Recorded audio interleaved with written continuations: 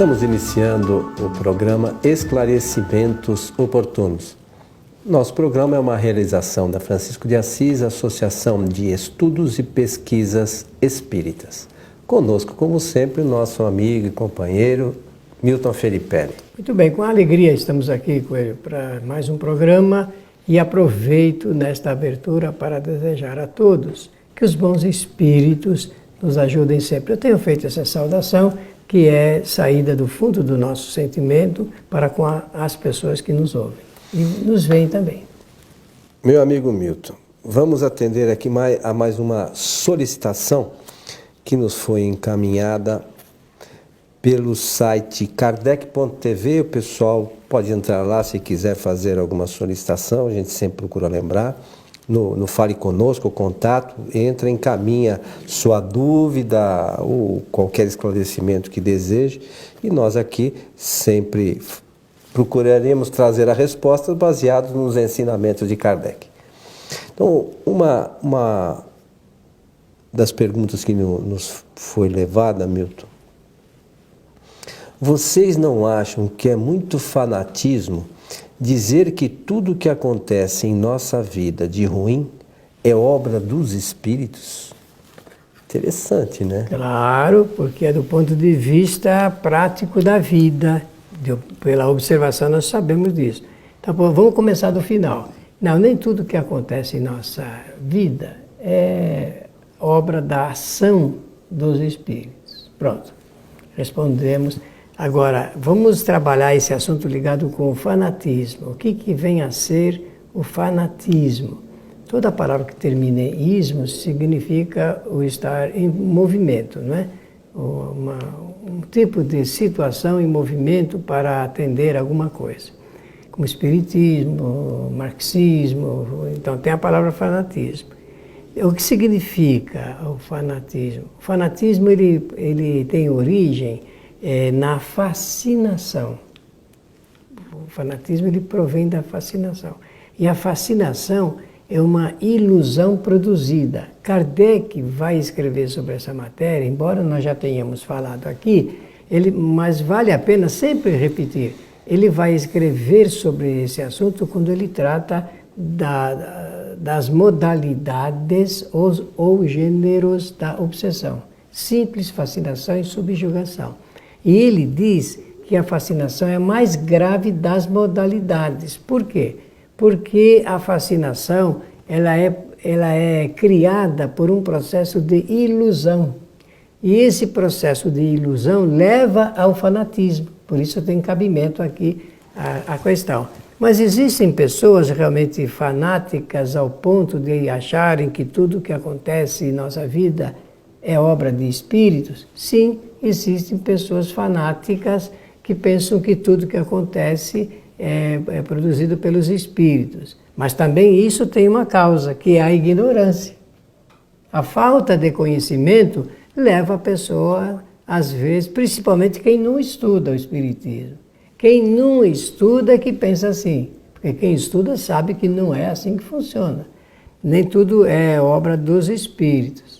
Mas depois nós vamos fazer um outro comentário para ajudar realmente nós entendermos esse assunto. Por ora, eu quero terminar dizendo que o fanatismo, ele provoca o processo de fascinação, dentro da ilusão, provoca um travamento do raciocínio da pessoa. Ela não raciocina e ela fica iludida. É ilusão por um namorado, ou mãe, ou um partido político, uma religião. Existem sempre pessoas fanatizadas porque elas estão com o seu raciocínio travado em função do que essa ilusão produziu. Mas eu queria, Milton, acrescentar o seguinte. Na questão 258, até a 273, até anotei aqui, a última que eu não me lembrava, mas a partir da 258 do Livro dos Espíritos, Kardec vai perguntar aos espíritos quem é que escolhe o gênero de provas que quer enfrentar, que o espírito enfrenta nas suas encarnações. E os espíritos respondem categoricamente, que somos nós que escolhemos o gênero de prova que queremos enfrentar. Por quê? Nós, no mundo espiritual, temos uma lucidez muito maior daquilo que é bom para nós e não é bom para nós no decorrer da nossa encarnação, para a nossa evolução, porque quando estamos no mundo espiritual, nós temos a certeza de que nós temos que melhorar. E a gente consegue vislumbrar lá alguns meios. Só que quando a gente chega aqui, a gente esquece do passado. E isso também, de alguma forma, é extremamente benéfico para o nosso espírito. Porque imagine que nós dois aqui, nós tenhamos tido uma relação em uma vida passada, que eu matei você ou você me matou. Imagine se a gente soubesse disso hoje, como é que ia ser? Mas, enfim, nós escolhemos o gênero os melhores provas que a gente quer para a nossa evolução. E quando a gente chega aqui, acha que tudo acontece por acaso. Esse gênero de provas, algumas coisas podem ser mudadas? Podem, mas quem é que escolhe? Somos nós, porque, como você já mencionou diversas vezes no nosso programa, nós temos uma das leis naturais que o espírito pode trabalhar, é o livre-arbítrio. E a gente chega aqui e somos nós que escolhemos as coisas que a gente quer enfrentar. E a gente programou e chega aqui. Pode mudar alguma coisa? Claro que sim.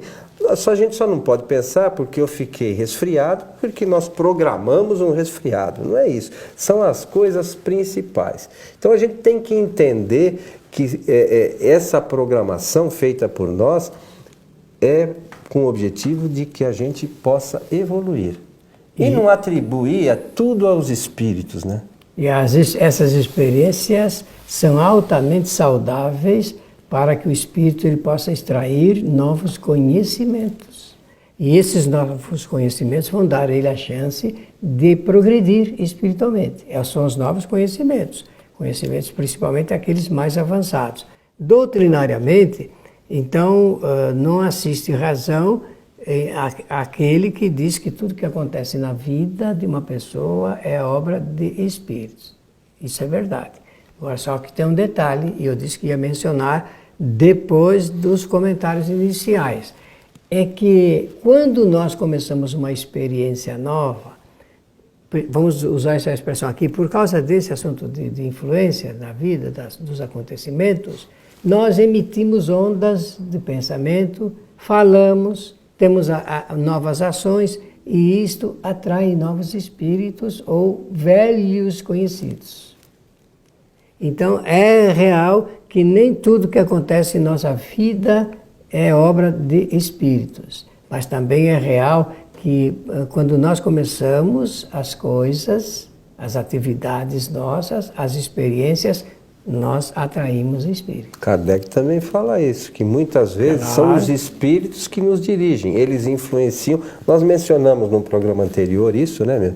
Que são os espíritos que nos influenciam muito mais do que imaginamos, muitas vezes. Influenciam e influem em nossos pensamentos, porque a pergunta que ele faz é nessa qualidade, e nas nossas determinações. Aquilo que nós determinamos fazer ou passar está na razão direta dessas influências também, mas porque nós realmente abrimos a nossa recepção para elas. Mas, mais uma vez, a escolha é nossa. É nossa, a decisão, né? É nossa. A decisão é nossa.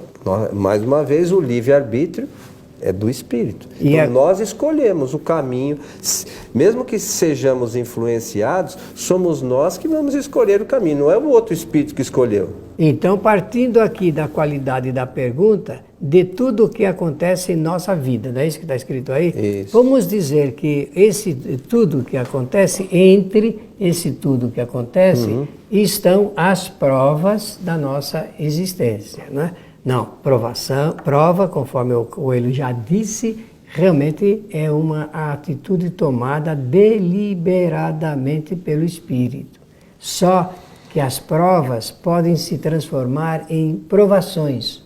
O que vem a ser isto? As provas, segundo o que o Espírito decidiu, passar para medir o grau do seu adiantamento espiritual, vamos voltar a esse assunto depois, que pode, exatamente porque o espírito ele começa a sentir um grau muito alto de dificuldade de se sobrepor às provas, ficar numa aflição psicológica fortíssima, então isso passa da prova que ele solicitou para as provações diárias, marcantes na vida de uma pessoa. É quando eles olham, essas provações estão sendo muito difíceis de passar.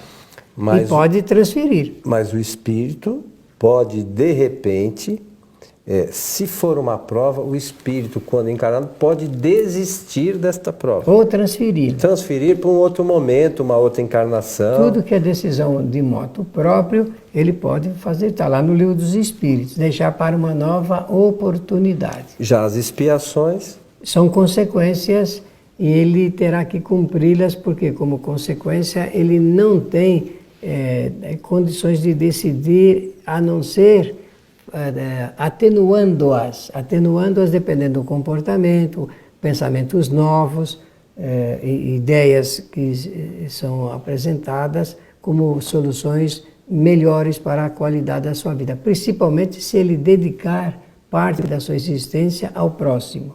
Aquilo que nós fazemos de obra, de benemerência para o nosso próprio, embora eu estou falando assim para deixar a coisa mais bonita, mas no fundo eu deveria dizer como obra social, porque quando a gente faz um bem para alguém é uma obrigação social que a gente apresenta, não é? Mas que aumenta o nosso crédito e isso exterioriza a nossa boa qualidade interior. Toda pessoa que é boa, ela só produz o bem.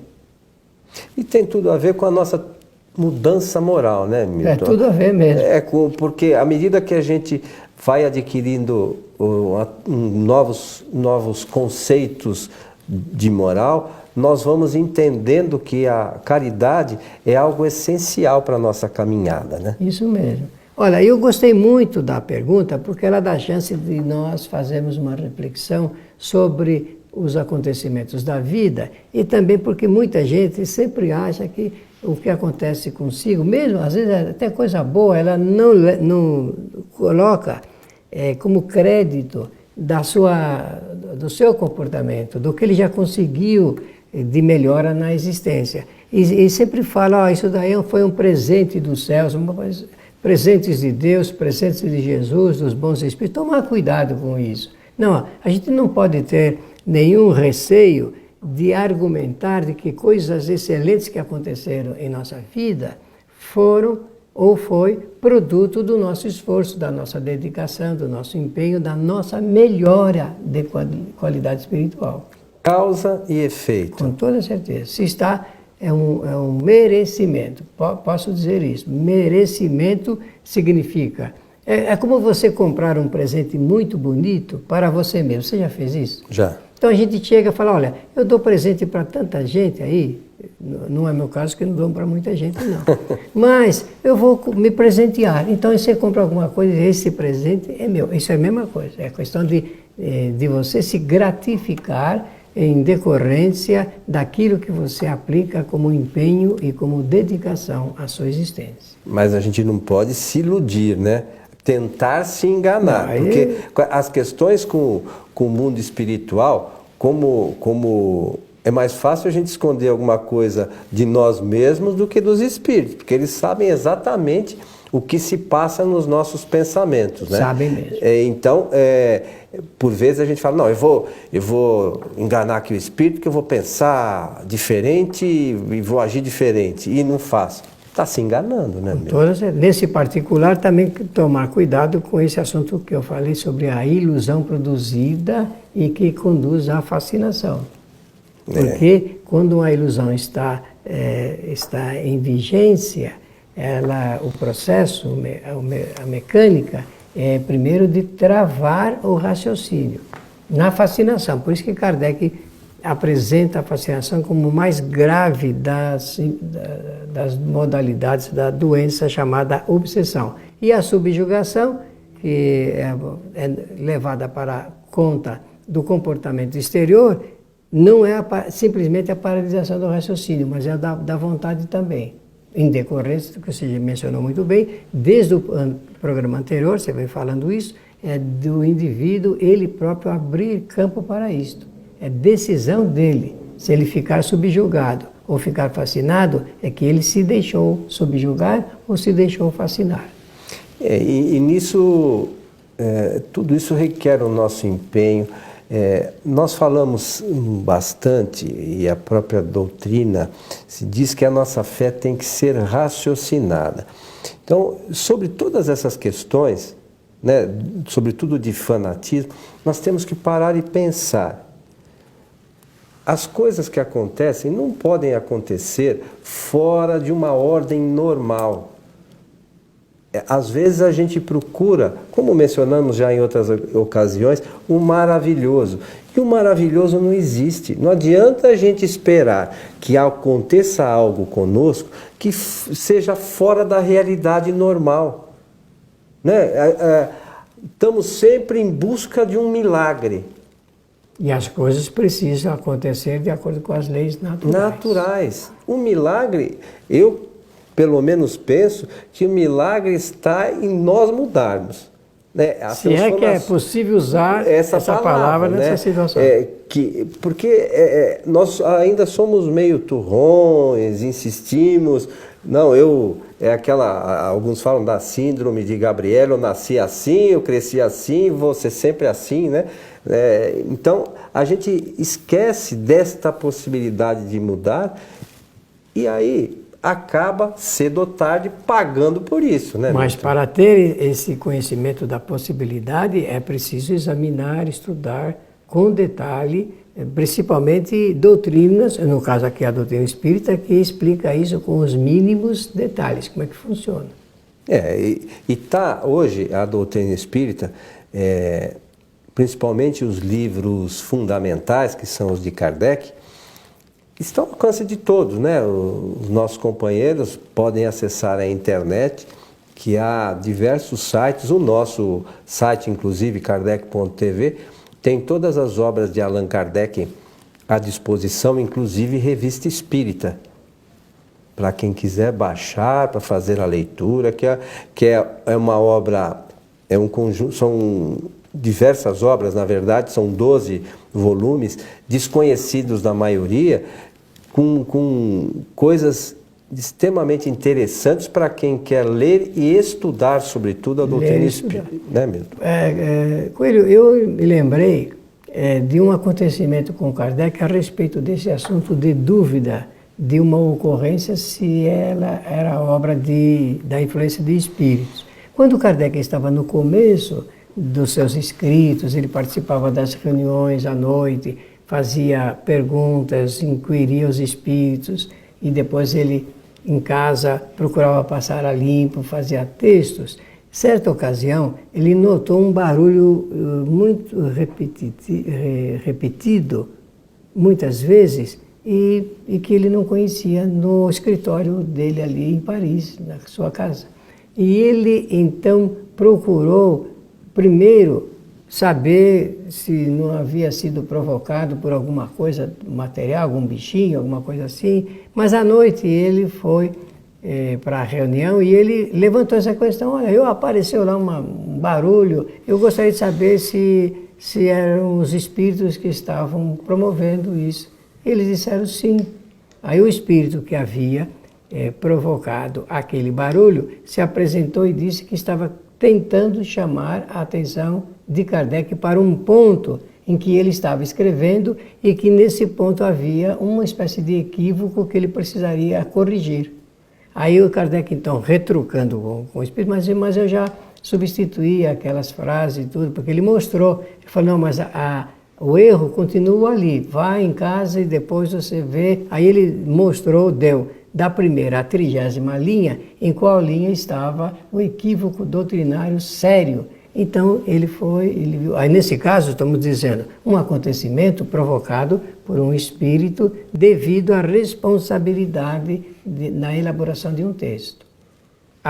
Significa que muitas vezes os espíritos querem chamar a nossa atenção para acontecimentos da nossa vida e eles promovem isso.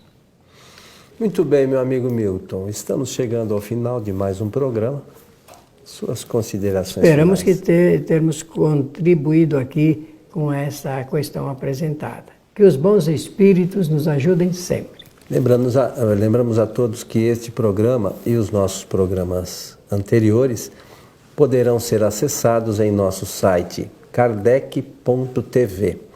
Há um outro site também, sempre procuramos lembrar, para aqueles que estão iniciando os seus conhecimentos na doutrina espírita e querem ter uma base mais sólida.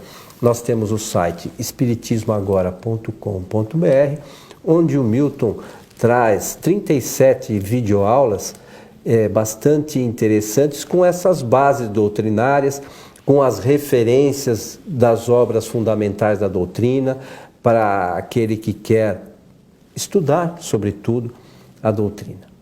Então fica a sugestão, lembrando também que às sextas-feiras transmitimos a nossa palestra na Fraternidade, palestra realizada em nossa Casa Espírita, pelo site tvfraternidade.com.br, a partir das 19h30.